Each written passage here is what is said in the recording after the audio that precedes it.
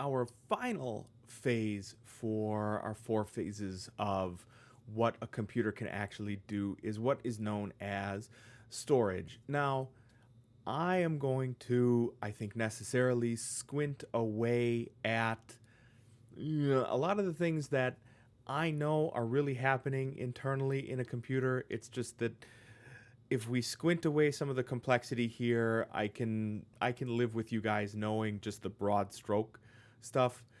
We are going to look at essentially two phases for storage. We're going to look at long-term and short-term storage. It's much the same way that like our brains think about, or the way that we think about our brains with storage, a short-term memory and long-term memory. That's a really apt way to think about what a computer can do, is short-term storage and long-term storage. Now, I said I wanted to squint away a little bit of the gray areas here, and I feel like that's what I have to do.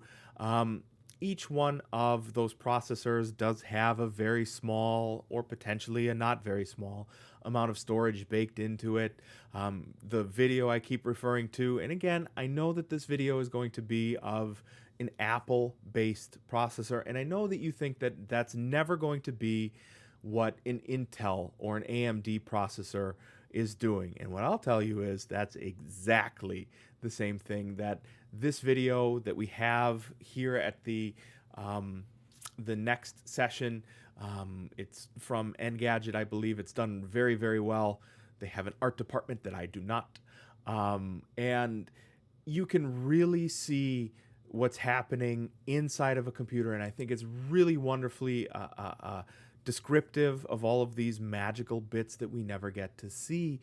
And in there, you'll see there's really more than just two kinds of storage. But the kind of storage we're going to look at, the two types we'll look at here, are traditional hard disk media and solid state drives. So you have a certain amount of storage in your desktop or your laptop, and based on just a wide variety of factors, it could be traditional hard drive media, or it could be a a solid state drive. So right here I have what I would call a traditional, this is an external hard drive, but it looks the same as it would be on the inside of your computer. This is a traditional hard drive. A hard disk drive, essentially, if we were to take this apart, which I don't want to because there are 2 years worth of these videos on here and I need it. But if we were to take this apart, it would not look that much different than a record player. It's a very, very dense, rewritable little platter that can hold a whole bunch of data. Now, traditionally, these are much larger but much slower types of long-term storage. So these might run, this one, as a matter of fact, does. I just ran a test on it the other week. I know what this value is. It is 100 megabits per second, or megabytes per second. I said bits, I meant bytes. So that means that this has a total upper value of 100 megabytes per second. So if I was to move a 1 gigabyte file here, it would take 10 seconds to move that file to. Not fast, not slow. This Mac that I'm recording this on has a 2 terabyte traditional hard disk drive on it, and that's where a bunch of videos like this, Final Cut Pro libraries, and a bunch of Adobe and Apple software, all of that stuff is stored on it. Now, chances are, if you have what I'm going to call a reasonably priced laptop or a reasonably priced desktop, read not super expensive, probably has hard disk storage in there because it's really cheap. Now, the other kind of storage is what is known as a solid state drive. Now, this is an internal solid state drive. You can see it is much, much thinner than the traditional hard disk drive. This actually has, for our intents and purposes, no moving parts. Everything is done electronically. So this moves entirely faster than this does. So I have one of these running one of my Macs. These run at 550 megabytes per second. So on the order of 5.5 times faster than my traditional hard disk media for all of my backups. So when I want to run an operating system, all those things that I'm doing, all the programs that I'm running, all the Spotify that I'm streaming, all of the Safari and Edge and Chrome tabs and Word and all that stuff, which one of these is going to feel like it's giving you a better performance? 100 megabytes per second, 550 megabytes per second. Solid state drives are absolutely the way to go when it comes to speed for a given system, because we can write to our long-term storage faster, we can read from our long-term storage faster, and that makes our computers feel faster. Now, I cannot go ahead and grab my M.2 drive. It's the thing that I'm recording this on. There are faster solid state drives than these, which are actually relatively cheap by now. These, I actually grabbed this from one of our labs at RVC, is a small, relatively small 240 gigabyte. So this is 5 terabytes. So that is 5,000 gigabytes. This is 240 of them. So that's the difference here, is size small versus size large, speed slow versus speed fast. It's kind of the trade-off you have to make. There are even faster solid state drives that are called M.2. We actually have M.4 drives now too, but you won't be able to buy those for a couple of years. Practically, you won't be able to buy those for a couple of years. An M.2 drive, and that's actually the one I have running this back here, the operating system for. I know I said it before. It's really not on that SSD. That runs at 2.5 gigabytes per second. So that drive is much more expensive than this solid state drive that I grabbed out of here. As a matter of fact, it looks like a piece of memory, which we will see at a future video in here.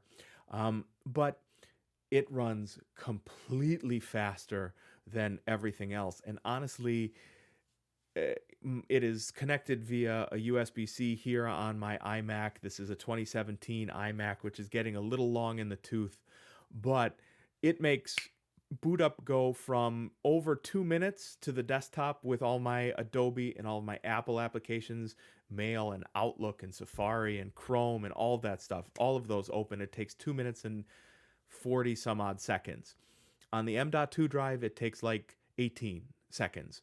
That's a huge difference there. That M.2 drive cost $200, and then the external for it, it was expensive, but I'm getting a lot more speed out of that. And long-term storage means that after I turn off my computer, after I have taken this drive home, after this drive has been moved back and forth between all of my different offices for probably 4 years now, all of the storage is still good. It's all on here. My data will be protected for a very, very long time. Now, the other kind of storage we have, the short-term storage, is what is known as RAM, random access memory. That is usually, with the exception of certain desktops now, but if you're buying an all-in-one, if you're buying a phone, if you are buying a tablet, if you are buying, in this case, this is an iMac or a Mac Mini or whatever else you got, probably your RAM is going to be soldered, is going to be literally burned into the motherboard. You are not going to add or remove that stuff from your computers. The RAM is very, very fast. It is much faster than that M.2 drive. And really it all just depends at how old your system is. Some RAM, so this one again is an iMac from 2017, runs at 1066 megabytes per second. And at the time that was extremely fast. Although now I do have a drive that runs faster than that. RAM is usually the fastest piece of storage that you have on your system.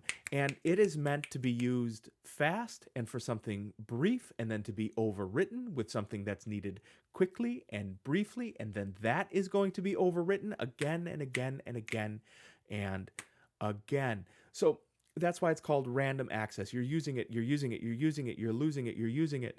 And it kind of goes back in and out, in and out, in and out. Whereas my long term storage, a video like this comes out, it's 400 megabytes big. I trim the top and the bottom off. I trim out the 10 seconds where I was trying to find where my other hard drive was.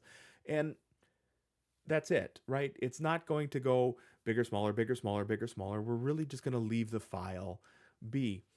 So short-term memory, random access memory is super fast. It's extremely close, like physically located, extremely close to your central processor, your arithmetic and logical unit. It is close to your sound. It is close to your video. And it's the thing that goes and makes all of those other interactions possible. So I will mention this again, but it's worth mentioning as many times as possible that it is almost always worth it to get as much RAM as possible when you buy any device. So a laptop, you should probably get as much RAM as you can afford. A phone, if there's two different versions of the phone and you can afford the one with more RAM, that one will feel faster. On a tablet, you're just paying for storage. I always suggest get the least amount of long-term storage possible. So like I just got an iPad mini and it comes with 64 gig of storage. I can move stuff on and off of there, which I'll do all the time. But I can't choose how much RAM I put in there. That is from the factory. So storage is the phase 4 of what our computers can do: input, output, process, and store, long term and short. So you're looking at hard drives or solid state drives, and you're looking at RAM.